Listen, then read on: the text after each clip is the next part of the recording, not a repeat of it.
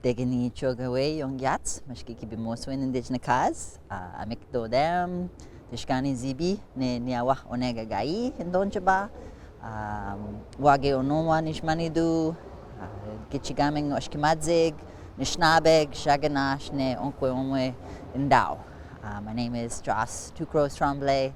I'm a Beaver Clan. I shared my spirit name. I come from the footwaters of the Antlered River, and I have now been here in the watershed of the Little Thundering Waters, which I call home.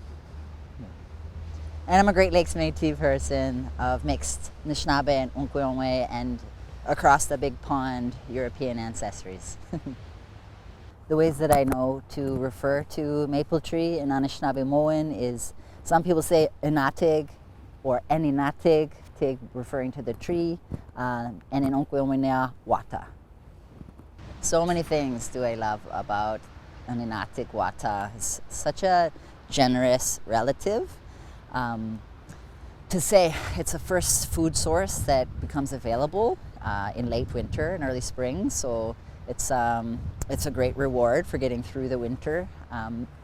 Not just a food, also a medicine. So our peoples have long understood that within the medicines of the sweet water, so there's lots of minerals and electrolytes and nutrients, it cleanses the system, so it helps to shed, I like to say, like the winter coat, get the rust and the crust off to get us ready for spring. And of course that sweetness that brings a feeling of joy and helps bring energy for that work. And of course when we come together collectively to do it, there's this really important renewal of our relationships to each other.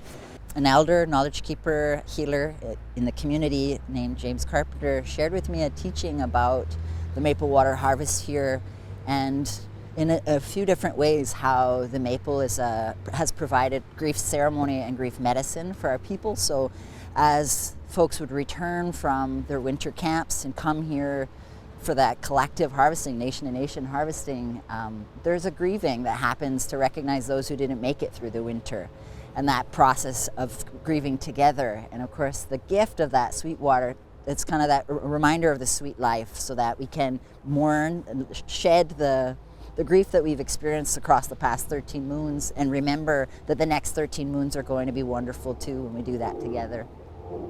And I want to share a Anishinaabe story that I've heard many times here in this part of the Great Lakes region. I've heard a slightly different version from south of the Medicine Line or the other side of the Great Lakes Basin region. But the story goes, Nanaboujou was coming along end of winter, early spring, walking across the land as many of the animals and creatures were migrating back this way.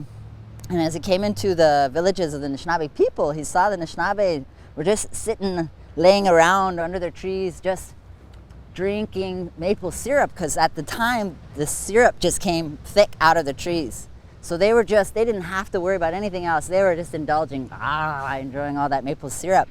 But the concern that Nanaboujou had was that, well, they weren't fulfilling any of their other responsibilities. They weren't taking care of the young ones or the old ones. They weren't collecting firewood or making fires. They weren't even actually saying thanks to the trees. They weren't laying down that sema. So this was a concern, of course, because Anishinaabe people, that's a big part of our original instructions, is to remember to maintain that balance, to take care of all of our other relations.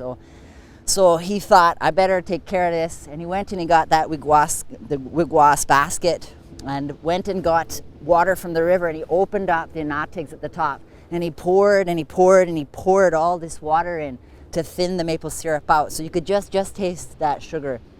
And he said to the Anishinaabe, this is so that you'll remember you have to work for this, and you have to work together, and you have to be grateful, and you have to put down that tobacco. And so the peoples continue to come together to do that work, and it is work that we honor, and we honor that teaching. Nanaboujou wanted to make sure we stayed in right relations with, again, the Aninatig, and we understand that when we wake up Aninatig and that sap starts to flow, that as the leader of the trees, Aninatig invites all the other trees to start waking up as well. So it's my story.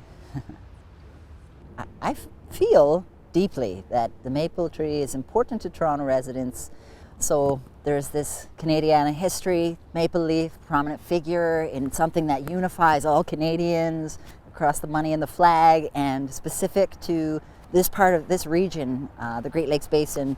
But Toronto wouldn't be what it is without that ecological history that, of course, the leader of the trees is such an important part of, and the social history of Indigenous peoples, and the ways that they were relating to each other, how Indigenous peoples stewarded these lands, and of course how they were taken care of by the Anatig and by all these more than other human relations. So for Torontonians today to know that history is an important part of a sense of belonging to these lands and being a part of these lands, and not just between human people, but with all these other relations that we have so much yet to learn from, and to ensure that they're still here, because it's not a guarantee that we'll have these trees tomorrow. In fact, climate change and global warming are real factors influencing the lives and the health of maple trees, and we're seeing that actually year after year. So it's all of our responsibilities to remember that when we step outside and put our feet on the ground and we reconnect with the land, that we can find a place of belonging, a sense of belonging, not just between human people. And I hope that that can be so that we can all return to taking care of these relatives so that they are here for 7 generations to come, and then some.